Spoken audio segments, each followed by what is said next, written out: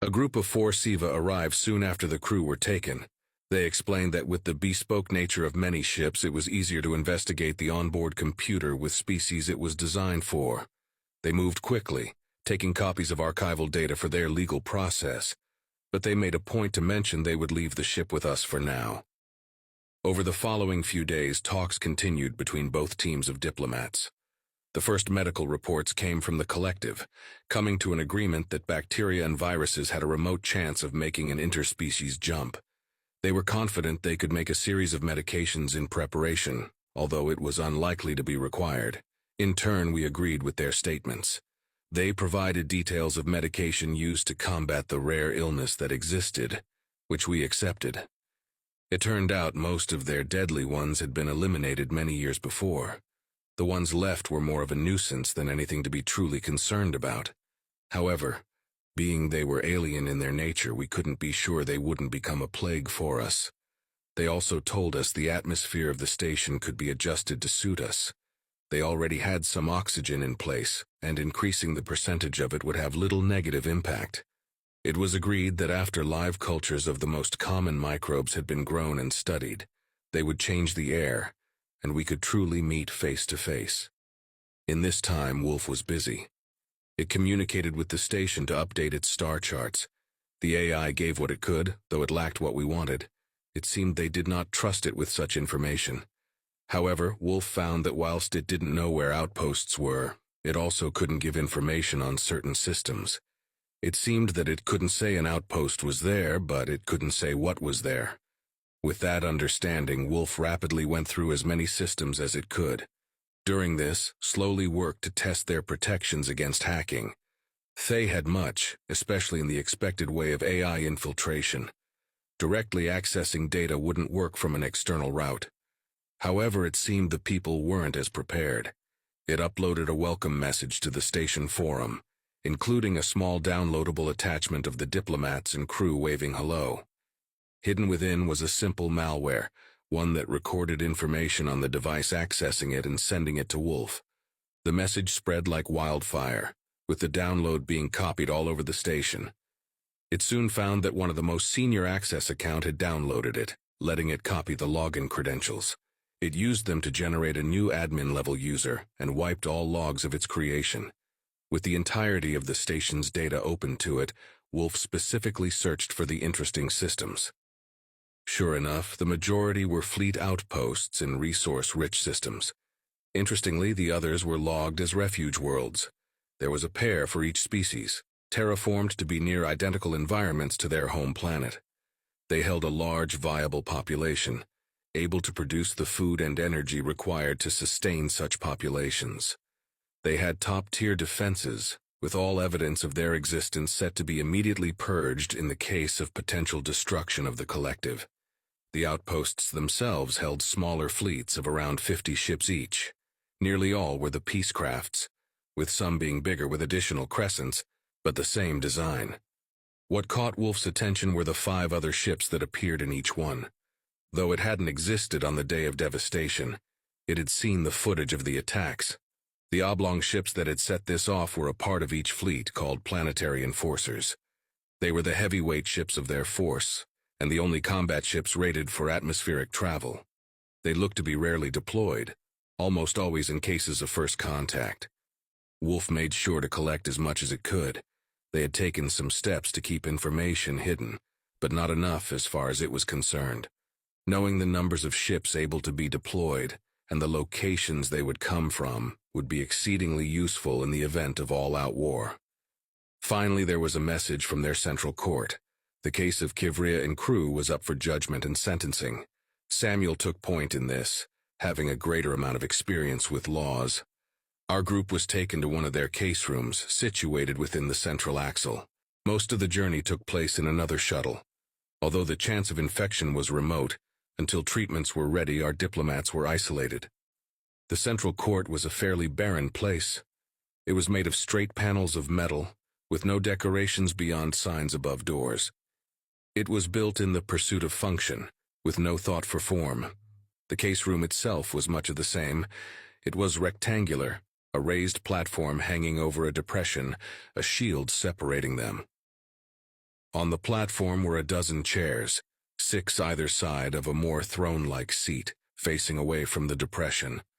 A Zyvarg sat in the throne, reading through a document on a tablet. It looked up, solemnly bringing its hands together. "Welcome to the Central Court. I am Judikar Zenvi. You are here regarding the case of the flames in Savages piracy, yes?" "That is correct, Judikar. Having been the ones to bring them in, we are interested in seeing the process all the way through." Its mouth flattened into what was now commonly assumed to be their version of a smile. "It is good to see you interested in such things. To answer the big question, they have indeed been found guilty. A number of them gave confessions, and the data we retrieved from their ship backed it up." As it spoke, Zenvi fiddled with its tablet. Monitors flicked to life, showing various pieces of evidence. Records of movements ran alongside reports of ships disappearing in similar areas. Recordings of interrogations had transcripts next to them, highlighting what was being said in real time. "Our judgment algorithm agrees with my judgment as well, classifying them as guilty on the same charges I found. As such, it falls to me to pass sentence. Given their prior arrest, it seems they are one of the few who weren't failed by our system but chose to act outside it. Therefore, they require a mixture of punishment and help, in the hopes of changing them." Samuel glanced at Natasha as she gave a shallow nod. "If I am correct, their punishment would be to work off their social debt under the species most harmed by their actions, correct?" Zenvi gave a satisfied clap. "Indeed. It is a way of giving back to our community that which was stolen. Do you operate gender the same ideals?" He gave a half smile, talking quickly. "Of a sort. Who will they be helping then?" Zenvi looked back at its tablet. "The Krayshot. Kivria primarily targeted their ore haulers." Samuel moved a little closer to it, putting on a thoughtful expression. "If I am remembering right, they mainly run the mining sites, don't they? How would they fit in people who are clearly ill-suited to the task?" The Sayevarg paused. "I'm not certain, to be honest. It is up to the Krayshot to decide." "In that case, could I make a suggestion? How would you feel about them working with us to pay off their debt to society?" Zenvi drummed their fingers, clearly mulling it over. "An interesting proposal you have there, but tell me, why would you wish to take over this task?" Samuel smiled, raising up a couple of fingers. "The first reason is simple. This is our first time encountering pirates. From what you have so kindly shared with us, this is a rare occurrence, so if we can build a relationship with them, we can get an understanding of how they operate. They might be unique in terms of how they work, but if not, it would prove useful in protecting ourselves. We are new, as you well know, which to some would likely make us an excellent target. The second reason is as a public relations move on our side. By showing that you are willing to trust us with such a serious task, our people will feel respected. It would make our populace more willing to make adjustments to join the collective. Thirdly, we still hold their ship. By taking them with us, we can use their knowledge on how it functions, and maybe make upgrades to our own fledgling numbers.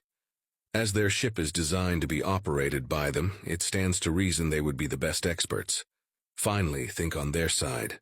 They have acted against your norms, there is no denying that.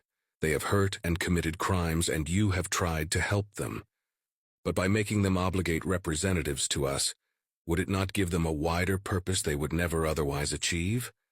Would it not be more likely to convince them to act as citizens should, by being given a measure of pride and responsibility that would otherwise be lacking?" Zenvi gave a slow clap, mouth flattening. "An intriguing set of arguments. I cannot say I am unmoved by your proposal. But what if they act against your noble intents?"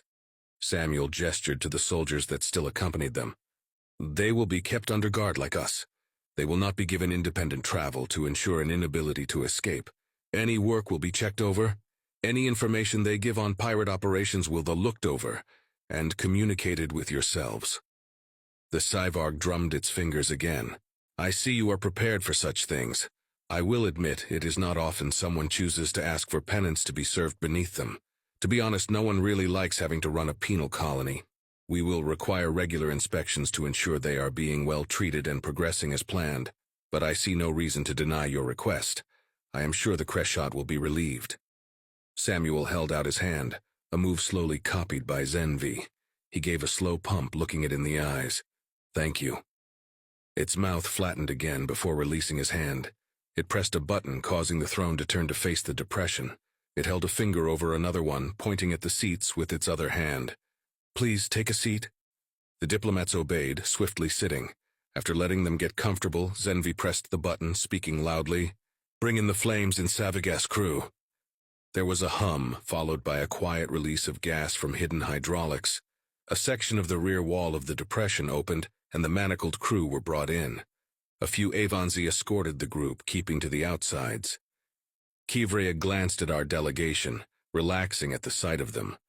Zenvi waited for them to be in position, looking down at them from on high. With a solemn voice it spoke, words echoing over them.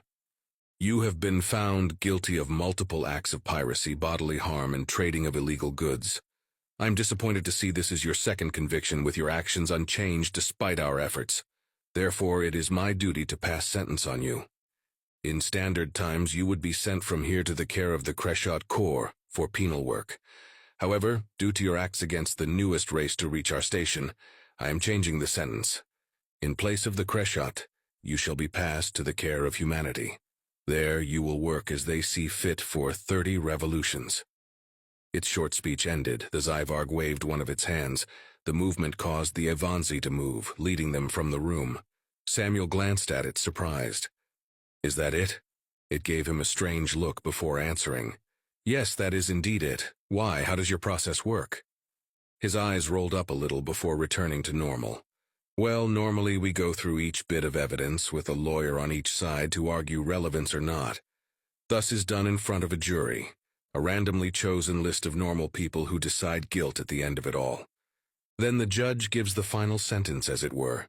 Zenvi drummed its fingers again. "Does that not take up a large amount of time and resources? Surely it would make sense to just have one person review and decide. The issue we found with that is, should that one person have any personal bias, it is easy for them to abuse it. By instead having a group of ordinary citizens decide, it tends to arrive at a fairer conclusion. They are screened for any link to the case as well, to ensure they are as neutral as possible." The Zyvarg let out a breath. "Interesting.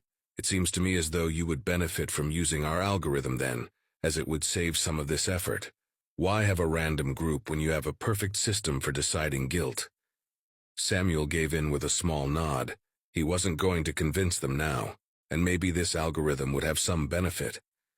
"I would happily accept such an offer." Zenvi clicked a few times. "Marvelous.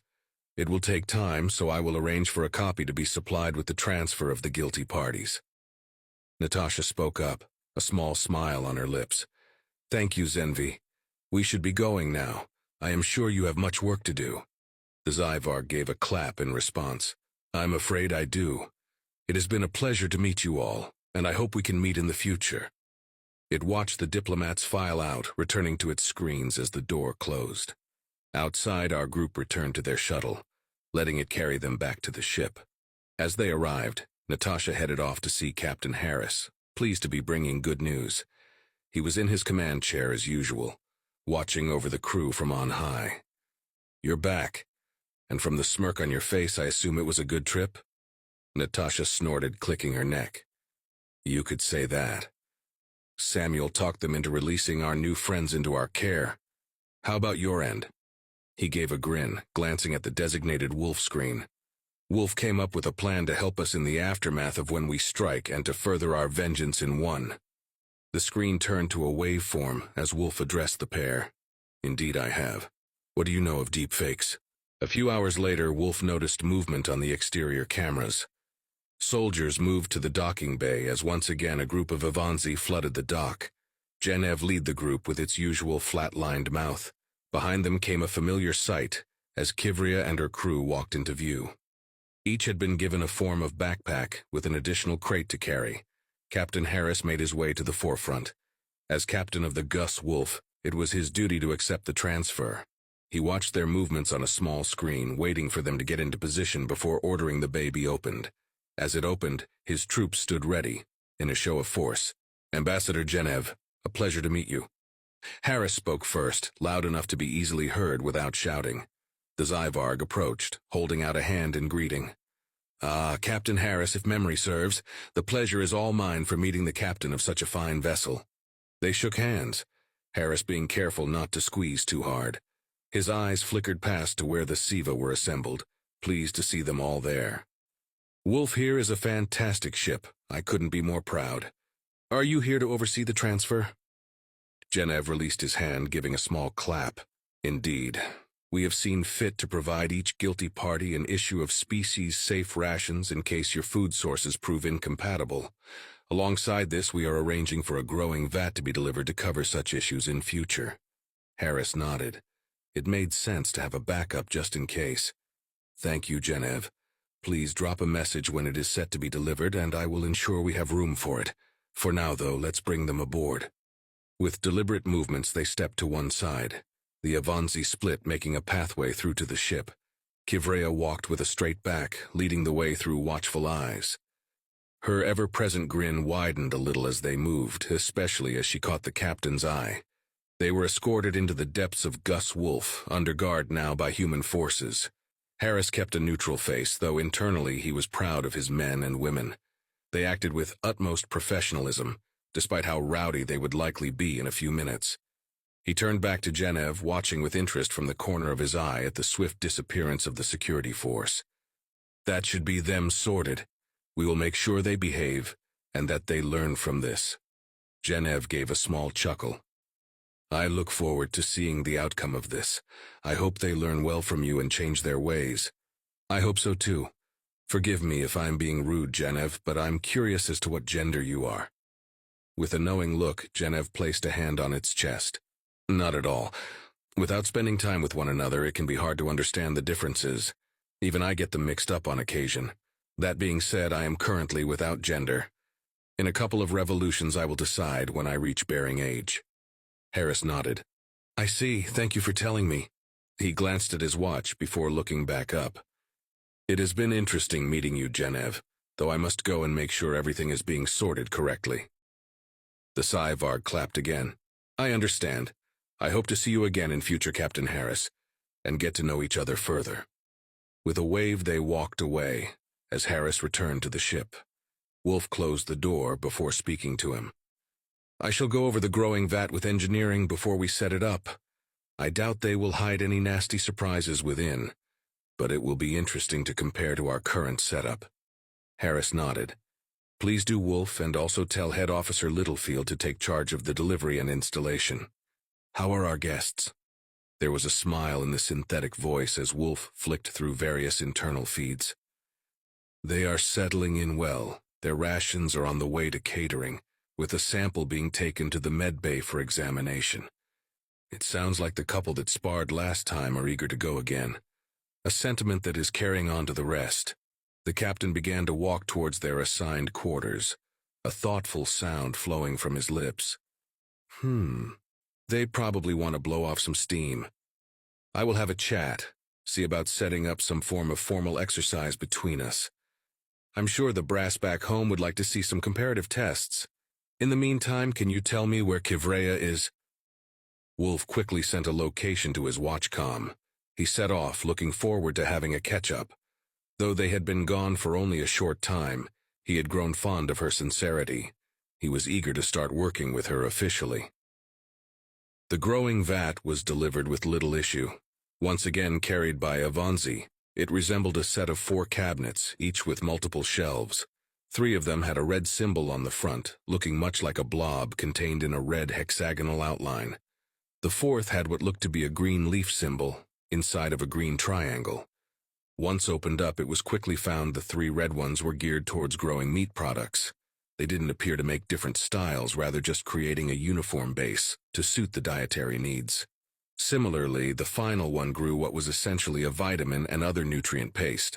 Neither product would likely be particularly appetizing, but for a space-conscious ship, would be adequate to keep the crew fed.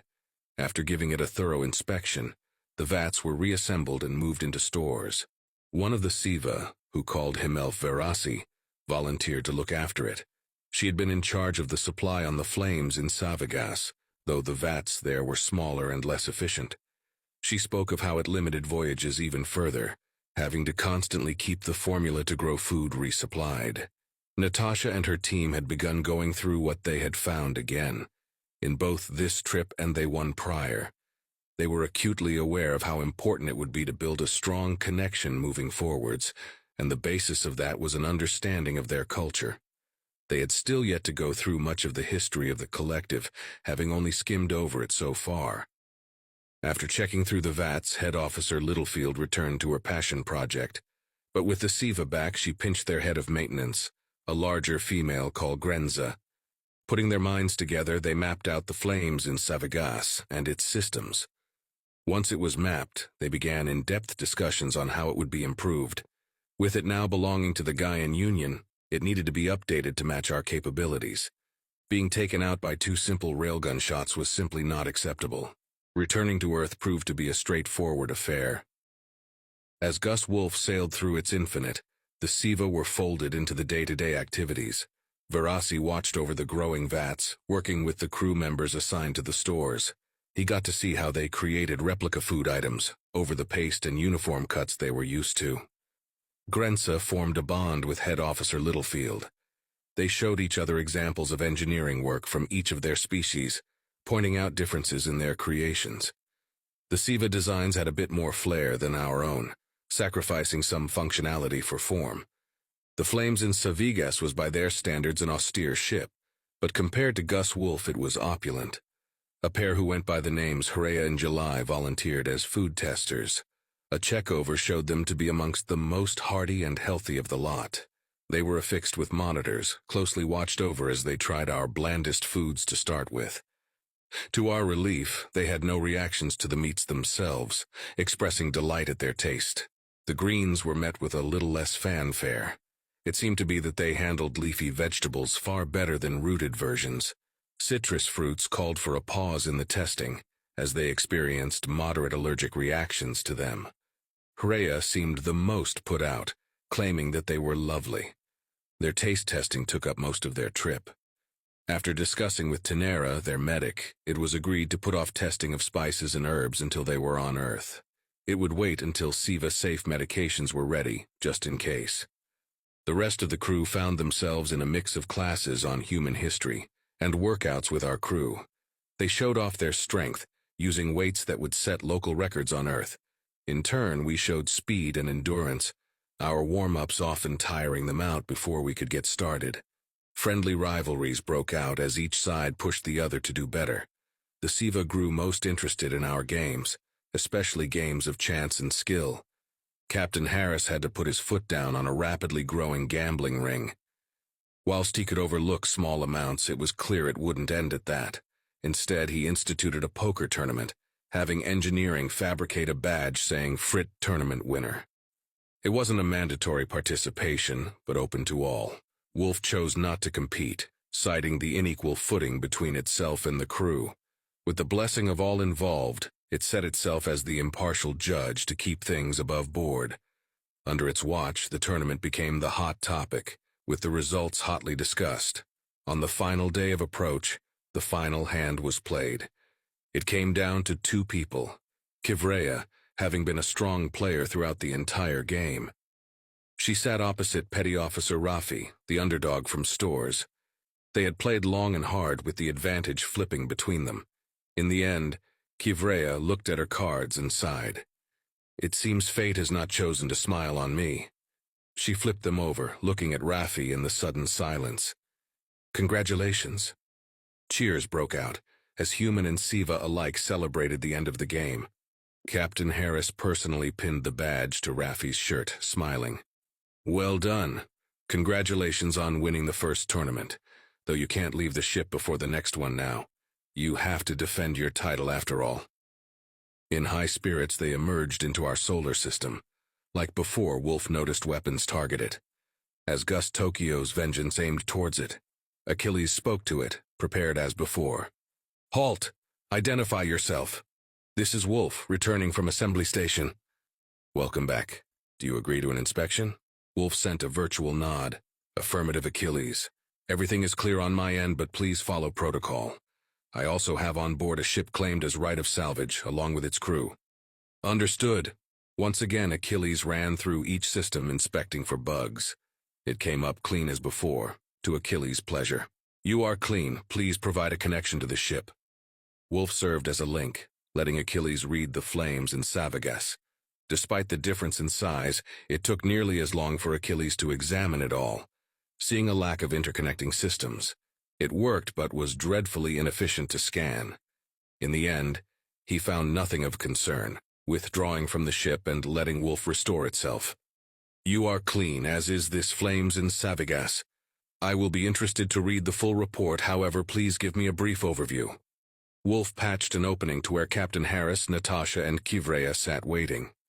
They listened as the AI told the short story. On the way to the station, they drew level with us in the infinite we were using. Their captain, Kivrea, tried to force our surrender, which we turned down and instead forced them to. Under collective law, they would have been sent to a penal colony to serve their debt, but Samuel convinced them to turn them over to us. Achilles replied almost instantly, adjusting scenarios and simulations as he did. "You brought pirates? Are they willing to work with us?" Kivrea spoke, her voice unsure. "This is Kivrea, mother of 10 daughters. I have sworn to work with you under oath, that which I shall not break. I was a pirate, yes, as I sought to stand over the prey who cower." Harris took over, glancing at the others as he did. "It was my order to bring them with us. Capturing them bought us some favor with the collective, and taking them with us means we have people who can teach us how space combat is normally run by them." Achilles replied immediately, coming up with new ideas. "A good idea, Captain. Kivrea, as you understand, we will watch you. However, should your word prove true, then no harm shall befall you from us. Send over your reports and head to dock on Earth's shipyard." "Understood, Achilles." The connection terminated, and Kivrea gave a low hiss. "That was another like Wolf, wasn't it? Another unbound synthetic?" Natasha nodded, smiling. "That's Achilles, one of the 2 AI who watch over our home. He's the scary one, always thinking and planning. You will speak with him a lot, I would imagine, and run through a number of simulations." She hissed again. "I see. And the other synthetic is Eve, yes? Is it like Achilles?" Harris took this one. "Eve is like Achilles, but she is older and gentler. In fact, she is basically the mother of all our AIs, including Wolf here." Wolf had a light chuckle. "She is my mother, if you will. Don't worry, Kivrea, as Achilles said, they won't hurt you. Anyway, this will be a momentous occasion for our race. You will be amongst the first non-Earth life forms to stand on our home planet. So welcome to our home."